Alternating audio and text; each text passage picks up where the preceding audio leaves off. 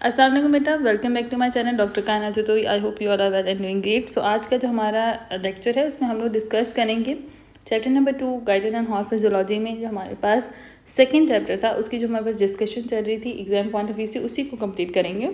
सो हमने इसमें डिस्कस कर लिया था कि आपके पास कैसे प्रोटोप्लाज्म के जो मेन कंपोनेंट है उसमें वाटर, आयंस और वाटर्स थे, प्रोटीन्स थे, आयंस थे, इनको हम डिस्कस कर चुके थे।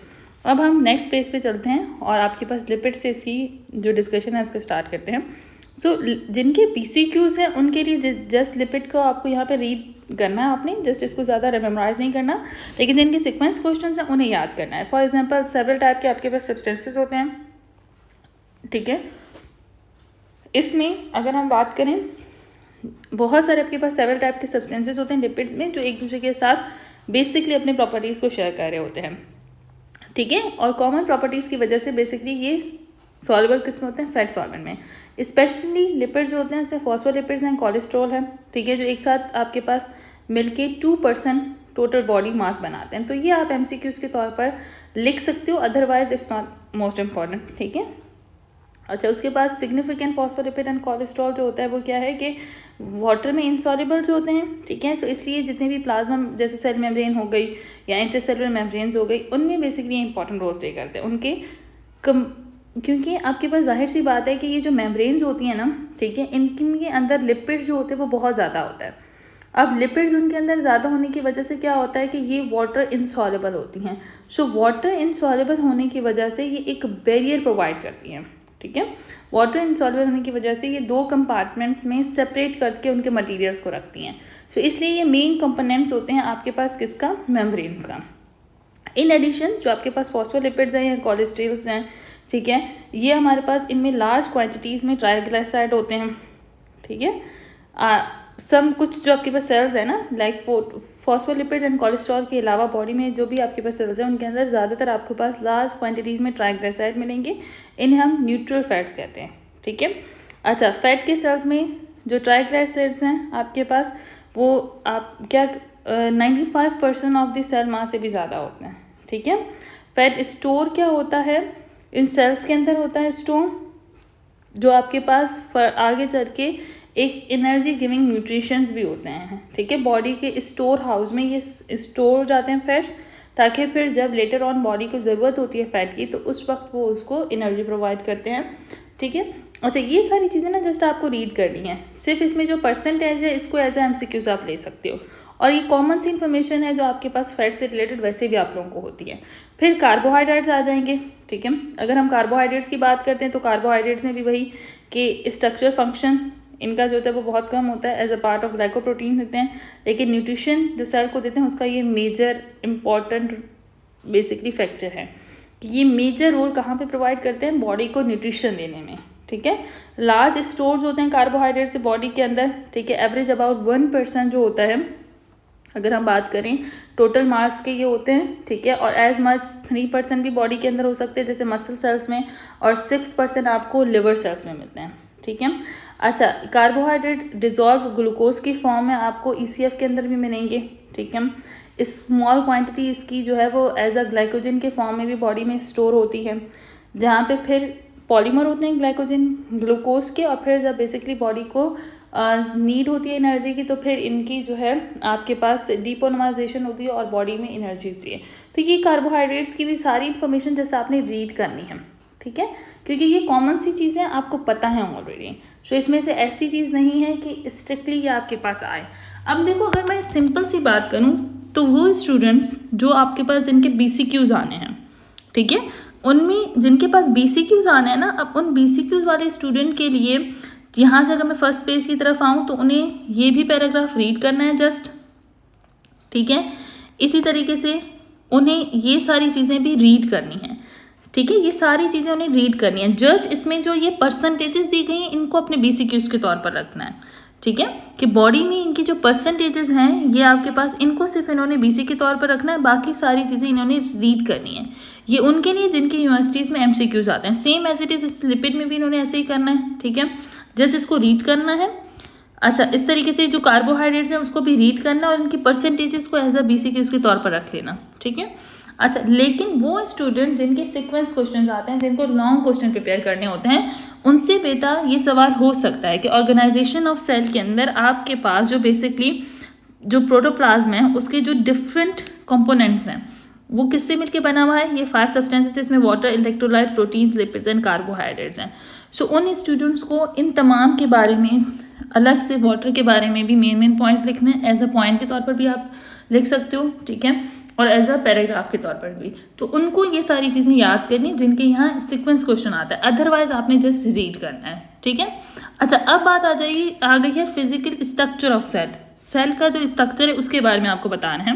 सो सेल की अगर हम बात करें, ये बैग ऑफ फ्लूइड नहीं है, बल्कि इसमें एंजाइम्स भी हैं, केमिकल्स भी हैं, ठीक है, इंटरसेलुलर ऑर्गेनेल्स भी होते हैं। सो ये जस्ट इन्फॉर्मेशन आपको पता है, ठीक है। अच्छा, फिजिकल जो नेचर होता है सेल्स का वो इम्पॉर्टेंट होता है, ठीक है, और उसका जो केमिकल कंस्टिट्यूशन है दोनों इसके इम्पॉर्टेंट है। अब आपके पास हर एक जो आपके पास फिजिकल स्ट्रक्चर है ना सेल का, वो हर एक सेल का स्ट्रक्चर इंपॉर्टेंट है। फॉर एग्जांपल जैसे माइटोकॉन्ड्रिया, ये 95% ऑफ सेल को एनर्जी देता है, ठीक है, इमीडिएट रिस्पॉन्स में। अब ये सारा पैराग्राफ देखो रीडिंग का है, इसमें से कोई भी चीज़ ऐसी नहीं है कि आपने याद करनी है, वो सिर्फ आपको कॉन्सेप्ट समझा रहे हैं। अब ये डायग्राम है, ठीक है, ऐसा जिसमें से आप डायग्राम आपके लिए बनाने के लिए नहीं दे सकते। सो सेकेंड पेज के ऊपर भी अगर मैं बताऊँ तो आपने जस्ट यहाँ पे भी रीड लिखना है, ठीक है, अपनी बुक में, इसको भी जस्ट रीड, इसको भी जस्ट रीड करना है। इसमें से कोई ऐसी चीज़ इतनी ज़्यादा इंपॉर्टेंट नहीं है जो आपके पास एग्जाम पॉइंट ऑफ व्यू से आप लोगों को लाजमी याद करनी हो, ठीक है। आगे चलते हैं, आपके पास अब है मेम्ब्रेनस स्ट्रक्चर ऑफ सेल की बात हो रही है, ठीक है। जो सेल का मेम्ब्रेनस स्ट्रक्चर है उसके बारे में आपसे बात कर रहे हैं। तो इसमें वो आपसे क्या कह रहा है कि देखो बहुत सारे जो भी आपके पास सेल के ऑर्गेन्स हैं उनको मेम्ब्रेन्स कवर करती हैं, और वो मेम्ब्रेन्स लिपिड्स और प्रोटीन से ज़्यादातर बनी हुई होती है। इसमें सेल मेम्ब्रेन है, न्यूक्लियर मेम्ब्रेन है, एंडोप्लाज्मिक रेटिकुलम है, माइटोकॉन्ड्रिया, लाइसोसोम है, गोल्गी अप्रेसिस की मेम्ब्रेन्स हैं, ठीक है। ये भी जस्ट आपको जनरल इन्फॉर्मेशन जो आपने रीड करनी है। लिपिड्स आपके पास पता है कि एक बैरियर प्रोवाइड करता है वाटर या वाटर सॉल्युबल सब्सटेंस को कि एक कंपार्टमेंट में रख सके, ठीक है। और प्रोटीन जो मॉलिक्यूल्स होते हैं वो पेनिट्रेट नहीं होते ऑल द वे मेम्ब्रेन में, लेकिन स्पेशलाइज्ड पाथवे प्रोवाइड करते हैं, ठीक है, ताकि आपके पास किस स्ट्रक्चर ने सेल मेम्ब्रेन को क्रॉस करना है या किसने नहीं करना है। इसके अलावा मेम्ब्रेनस प्रोटीन्स होते हैं, वो रिएक्शंस को कैटेलाइज भी करते हैं, ठीक है, वो आपके पास एंजाइम्स के फॉर्म में होते हैं और डिफरेंट स्ट्रक्चर्स देते हैं। अब ये जो आपके पास मेम्ब्रेनस स्ट्रक्चर ऑफ सेल का जो पहला पैराग्राफ है, ये जस्ट आपने रीड करना है। इसमें जस्ट वो आपको कॉन्सेप्ट बता रहा है कि मेम्ब्रेन्स काम क्या करती हैं और बॉडी में कौन कौन से टाइप की मेम्ब्रेन्स होती हैं, ठीक है। उसके बाद अब सेल मेम्ब्रेन है। सेल मेम्ब्रेन का टॉपिक इंपॉर्टेंट है, मोस्ट इंपॉर्टेंट है, इसको आपने रीड भी करना है और मेमोराइज भी करना है, ठीक है। रीड प्लस मेमोराइज, इसको आपने रीड भी करना है और मेमोराइज भी करना है। इसमें से चीज़ें आती भी हैं, और जिनका सीक्वेंस क्वेश्चंस हैं उनमें सेल मेम्ब्रेन का उनको क्वेश्चन देते हैं लिखने के लिए, ठीक है।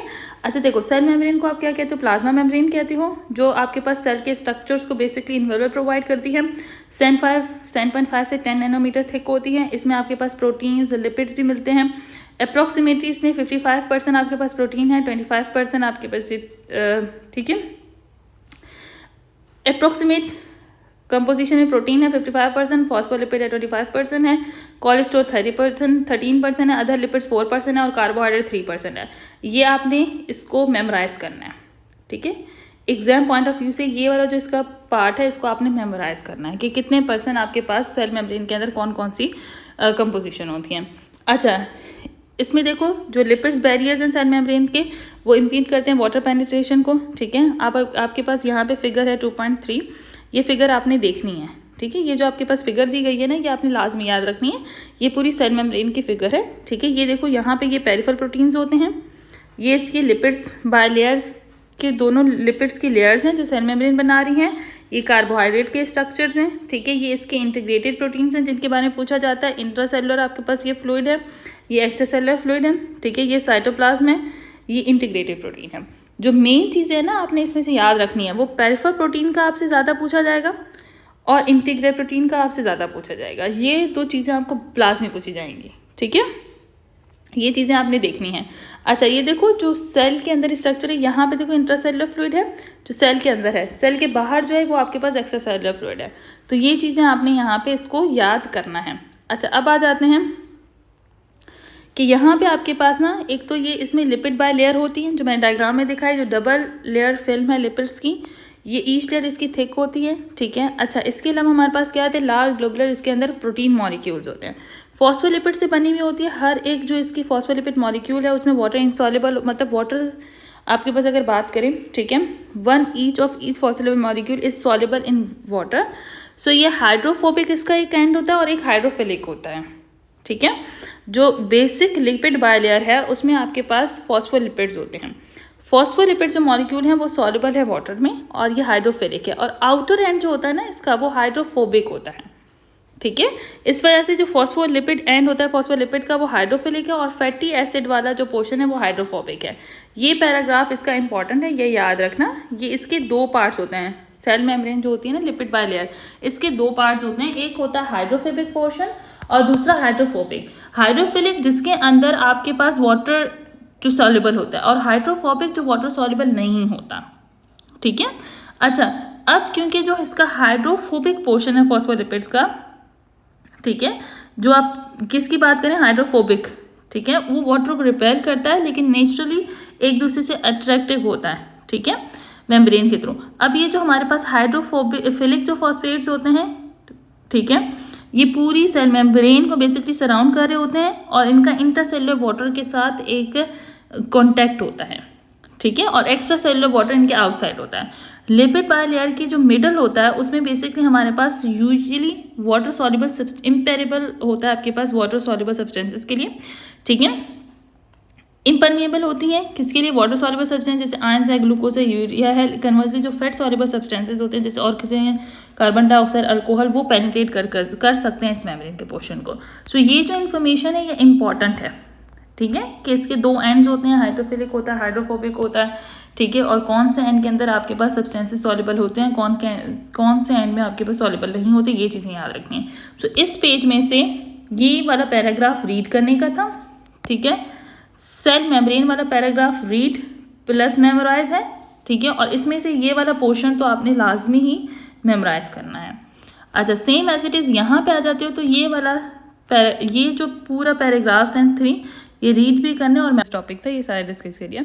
अब नेक्स्ट पेज की तरफ चलते हैं, ठीक है। अब यहाँ तक जो आपके पास नेक्स्ट पेज है, पेज नंबर आई गेस आपकी बुक का भी 14 होगा, जिसमें हम सेल मेम्ब्रेन को डिस्कस कर रहे थे। सो अब यहाँ पे देखो आपके पास उसकी जो मेन डिस्कशन है वो डिस्कस करने के बाद हमने यहाँ पे इसकी क्या डिस्कशन करी, जो पॉइंट्स याद रखने हैं। अब कोलेस्ट्रॉल मॉलिक्यूल जो होता है इसका, बेसिकली जो भी आपके पास मेम्ब्रेन है, ठीक है, ये आपके पास लिपिड, वहाँ पे भी लिपिड इन नेचर होता है, क्योंकि ठीक है, क्योंकि इसमें जो है वो स्टेरॉइड जो इसका न्यूक्लियस होता है उसमें हाई फैट सॉल्युबल होता है। अच्छा, उसके अलावा ये जो मॉलिक्यूल्स होते हैं, ठीक है, ये आपके पास किस में अरेंज हुए होते हैं, जो बायर लेयर हमारे पास मेम्ब्रेन की उसके अंदर आपके पास होते हैं, ताकि ये मेनली डिटरमाइन कर सकें कि ये यहाँ पे ये जो आपके पास लेयर है वो कितनी इम्परमिएबल है या इसकी डिग्री ऑफ परमिएबिलिटी क्या है, ठीक है, किसके लिए, water soluble constitute of body fluids के लिए। कोलेस्ट्रॉल बेसिकली आपके पास क्या कंट्रोल कर रहा होता है, मेनली जो आपके पास फ्लूइडिटी होती है सेल मेम्ब्रेन्स की, उसको भी कंट्रोल कर रहा होता है। सो आप ये याद रखोगे कि जो लिपिड बायलेयर है उसके अंदर आपके पास कोलेस्ट्रॉल का भी मॉलिक्यूल होता है, ठीक है, जो बेसिकली इसकी डिग्री ऑफ परमेबिलिटी को यूजुअल बेसिस के ऊपर कैलकुलेट करवा रहा होता है, या उसको बेसिकली यहाँ पे बता रहा होता है, डिटरमाइन कर रहा होता है। अच्छा, अब इसके अलावा हमने जो आपके पास मेम्ब्रेनियस लेयर थी उसके अंदर हम लोगों ने क्या पढ़ा कि जो सेल मेम्ब्रेन है उसके अंदर इनकी इंटीग्रल और पेरिफेरल प्रोटीन्स पढ़े, ठीक है। ये आपके पास थे कि आपने इसमें इंटीग्रल और जो पेरिफेरल सेल मेम्ब्रेन के प्रोटीन्स हैं वो डिस्कशन की। अगर हम पीछे यहाँ पे चलते हैं तो इस डायग्राम में देखो आपने डिस्कस किया ना कि इसके अंदर आपके पास पेरिफेरल प्रोटीन्स भी हैं और आपके पास कौन से हैं, इंटीग्रल प्रोटीन्स भी हैं। सेल मेम्ब्रेन का जब स्ट्रक्चर आता है तो उस स्ट्रक्चर्स में आपने लाजमी ये बताना होता है कि इसमें हमारे पास इंटीग्रल और पेरिफेरल सेल मेम्ब्रेन्स के प्रोटीन्स होते हैं, ठीक है। अच्छा, बेसिकली ये आपके पास जो प्रोटीन्स होते हैं ये इस तरीके से शो हो रहे होते हैं जैसे ग्लोबुलर मासेस हो रहे होते हैं लिपिड्स बायलेयर के अंदर, ठीक है। ये आपके पास मेम्ब्रेन प्रोटीन्स हैं जिन्हें आप ग्लाइकोप्रोटीन्स कहते हो। अगर हम बात करें तो दो टाइप के आपके पास सेल मेम्ब्रेन प्रोटीन्स होते हैं, एक इंटीग्रल प्रोटीन्स होते हैं जो ऑल द वे मेम्ब्रेन्स में होते हैं और दूसरे पेरिफेरल प्रोटीन्स होते हैं, ठीक है। ये सिर्फ एक सरफेस जो मेम्ब्रेन की होती है वहाँ पे अटैच्ड होते हैं, ठीक है, ये पूरी मेम्ब्रेन के अंदर नहीं होते। तो ये मेन डिफरेंस जो है आपके पास इंटीग्रल और पेरिफेरल प्रोटीन्स का, ये आपने लाजमी याद करना है, ठीक है। अच्छा, इसके अलावा अगर हम बात करते हैं तो बहुत सारे जो इंटीग्रल प्रोटीन्स हैं वो स्ट्रक्चरल चैनल स्पोर्स भी प्रोवाइड करते हैं, ठीक है, जहाँ से आपके पास वाटर के मॉलिक्यूल्स और वाटर सॉल्युबल सब्सटेंस आयंस, ठीक है, वो बेसिकली ECF और ICF के थ्रू डिफ्यूज़ हो सकते हैं, ठीक है, ECF और ICF में डिफ्यूज़ हो सकते हैं। इसके अलावा ये जो प्रोटीन चैनल्स हैं इनमें आपके पास सिलेक्टिव प्रॉपर्टीज़ भी होती हैं, कि मतलब ये बेसिकली कुछ मेन सब्सटेंसेस को ही अपने थ्रू पास करवा सकते हैं, ठीक है। अच्छा, कुछ इंटीग्रल प्रोटीन जो होते हैं वो कैरियर प्रोटीन्स भी होते हैं, ये ट्रांसपोर्ट करते हैं सब्सटेंसेस को, ठीक है, जो पेनिट्रेट नहीं कर सकते लिपिड बाइलेयर को, वो इन इंटीग्रल प्रोटीन्स के थ्रू ही अंदर जाते हैं, ठीक है। इसके अलावा कुछ ट्रांसपोर्टेड सब्सटेंस हैं वो डायरेक्टली आपके पास जो केमिकल ग्रेडियंट होता है, ठीक है, उसके ओपोजिटली आपके पास वहाँ पे एक्टिव ट्रांसपोर्ट के थ्रू भी बेसिकली यहाँ से पास हो सकते हैं, ठीक है। अच्छा, इसके अलावा एंजाइम्स भी होते हैं हमारे पास। इंटीग्रल प्रोटीन्स जो होते हैं वो आपके पास एज अ रिसेप्टर्स भी काम कर रहे होते हैं जो वाटर सॉल्युबल केमिकल्स के लिए, ठीक है, जैसे पेप्टाइड हार्मोन है जो इजीली बेसिकली सेल मेम्ब्रेन को पेनिट्रेट नहीं कर सकते। सो इंटीग्रेशन होती है सेल मेम्ब्रेन रिसेप्टर्स के साथ, स्पेसिफिक लाइगेंड्स के साथ, जो इन रिसेप्टर के साथ बाउंड होते हैं, इनमें कन्फिगरेशन चेंजिंग्स आती हैं, ठीक है। और फिर क्या होता है कि एंजाइमेटिकली ये एक्टिवेट करते हैं इंट्रासेलुलर आपके पास पार्ट जो होता है प्रोटीन का, और उनके थ्रू बेसिकली इंटरेक्शन को इंड्यूस करवाते हैं। सो यहाँ पे एज एंजाइम्स भी काम कर रहे होते हैं। सो आपने याद रखना है कि इंटीग्रल और पेरिफेरल प्रोटीन होते किस टाइप के हैं और इसमें क्या क्या चीज़ें होती हैं, ये आपसे बेसिकली पूछा जाता है। तो ये पैराग्राफ तो आपने लाजमी रीड भी करना है, मेमोराइज भी करना है, कि आपके पास यहाँ पे जो इंटीग्रल प्रोटीन है एज ए रिसेप्टर्स भी काम कर रहे हैं, as a enzymatic protein part भी दे रहे हैं, ठीक है। अच्छा, उसके अलावा आपके पास क्या कर रहे हैं, एक्टिव ट्रांसपोर्ट के थ्रू डिफरेंट मॉलिक्यूल्स को भी मूव करवा रहे हैं। अब जो इंटीग्रेट प्रोटीन्स थे वो बेसिकली क्या कर रहे थे, एज अ रिसेप्टर सर्व करते हैं, ठीक है, वाटर सॉल्युबल सब्सटेंसेस के लिए। जैसे हमारे पास पेप्टाइड हार्मोन्स हो गए जो इजीली पेनिट्रेट नहीं कर पा रहे थे, वो इनके साथ आके लगते हैं, फिर एंजाइम के अंदर कन्फर्मेशन चेंजिंग्स आती हैं, और फिर ये क्या करते हैं, इंट्रासेलुलर पार्ट जो है वो प्रोटीन्स का, ठीक है, उसको बेसिकली इंड्यूस करवा रहे थे साइटोप्लाज्म के अंदर, और एज अ सेकेंड मैसेंजर के तौर पर काम करते हैं, ठीक है, thereby relying the signal from the ECF part of the receptor to the interior of the cell। सो क्या होता है कि यहाँ पे ये जो इंटीग्रल प्रोटीन्स होती है ना, ये इंटीग्रल प्रोटीन जो मेम्ब्रेन्स में लगे हुए हैं वो कैसे काम करें, एज अ रिसेप्टर्स के तौर पर काम करें। ECF से आपके पास वहाँ पे वो केमिकल सब्सटेंसेस आके लगता है, एंड देन फिर ये अंदर इंटीरियर ऑफ द सेल अपना रिमेनिंग जो काम होता है वो करते हैं, उस बेसिकली उन सब्सटेंसेस को इंड्यूस करवाते हैं, उनके फंक्शंस को, ठीक है।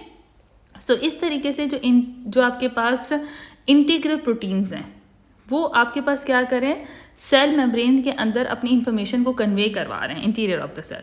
अच्छा, इसके बाद है पेरिफेरल प्रोटीन। पेरिफेरल प्रोटीन जो होते हैं वो आपके पास ये इंटीग्रल प्रोटीन के साथ ही अटैच्ड होते हैं, ठीक है। फंक्शन कैसे करते हैं कि इंटायरली एज एंजाइम के तौर पर फंक्शन करते हैं, और जो ट्रांसपोर्ट होती है सब्सटेंस की सेल मेम्ब्रेन के थ्रू उनको बेसिकली कंट्रोल कर रहे होते हैं। सो ये जो आपके पास सेल मेम्ब्रेन के अंदर ये पूरा पैराग्राफ है, ठीक है, इसको आपने रीड भी करना है, मेमोराइज भी करना है। अगर मैं इस पूरे को कहूँ, ठीक है, तो ये आपने रीड भी करना है और मेमोराइज भी करना है।